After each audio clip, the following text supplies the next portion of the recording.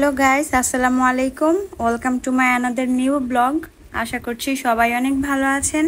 আমি আল্লাহর রহমতে অনেক ভালো আছি। তো আজকে বিকালবেলা কি করলাম তা নিয়েই থাকছে আজকের ভিডিও। তো বিকালবেলা একটু ক্ষুধা লাগছিল, আর বিকালবেলা কিছু স্ন্যাক্স না হলে আমাদের হয়ই না। তো আজকে আমার হাজব্যান্ড বাসায় ছিল, তার জন্য আমরা 2টা পরোটা ভাজতেছিলাম। এগুলো হচ্ছে ফ্রোজেন পরোটা, তাই যখন তখন ক্ষুধা লাগলেই ভেজে খাওয়া যায়। আর এই ফ্রোজেন পরোটাগুলো ভাজতে আমার কাছে অনেক ভালো লাগে। তো দুইজন মিলে বিকালের নাস্তাটা করে নিচ্ছিলাম। কেন জানি আমার হাজব্যান্ডের সাথে খাওয়া দাওয়া করতে অনেক ভালো লাগে। সে যখন বাসায় থাকে না, তখন আমার একা একা খাওয়া দাওয়া করতে একদমই মন চায় না। দেখা যায় একবেলা না খেয়েই থাকি, মানে খাবার ঘরে থাকা অবস্থাতেও আমার খেতে ইচ্ছা করে না। তো নিচ থেকে আমার হাজব্যান্ড পুঁই শাক নিয়ে আসছিল, আর পুঁই শাকটা শাকের মধ্যে আমার সব থেকে পছন্দের একটা শাক। লাল শাকও অনেক পছন্দ করি। তো পুঁই শাকটা পেয়ে আমি খুশি হয়ে গেলাম। আর এই তো আমি এইভাবেই শাকটা রান্না করি। আর যে কোনো কাঁচা সবজি আমি এরকম হালকা সেদ্ধ করে খাই, মানে হালকা ভাজা ভাজা করে খাই, অত বেশি একদম রান্না করি না। তো এই যে এরকম অবস্থাতেই আমি নামিয়ে নেব।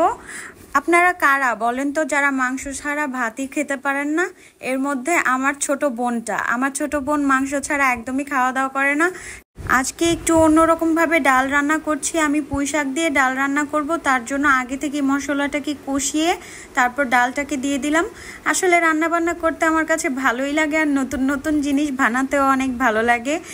যেটা কেউ খায়নি কখনো, ওইটাও আমি রান্না করি, নিজেই আর্টিস্ট হয়ে যাই। রান্না বান্না করাটাও কিন্তু একটা আর্ট, এটা কি আপনারা জানেন? হ্যাঁ, যারা করে তারা ঠিকই জানে। রান্নাটা আমি চুলায় বসিয়ে দিয়ে আমি ঘরের সব কাজ করে নেই। কেন জানি আমি এত গোছানো, সেটা আমি নিজেও জানি না। প্রত্যেকটা মেয়ে এরকম সুন্দর গুছিয়ে রাখে নিজের সংসারটাকে, নিজের ঘরটাকে। তো রান্না বান্নার ফাঁকেই আমি ঘরের কাজগুলো সামলিয়ে নেই। কেন জানি আমি ঘরের কাজ এলোমেলো রেখে নিজে শান্তি মতো বসে থাকতে পারি না, সেটা কখনোই হয় না আমাকে দিয়ে।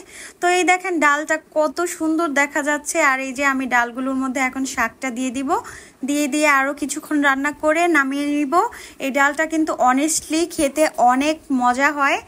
সো আজকের ভিডিওটা আর বেশি বড় করলাম না, কি করলাম না করলাম বিকালবেলা আর রাতের বেলা তাই আপনাদের সাথে শেয়ার করলাম। আমার ভিডিওগুলো যদি আপনাদের ভালো লেগে থাকে অবশ্যই আমাকে সাপোর্ট করবেন। সো ভালো থাকবেন, আল্লাহ হাফিজ।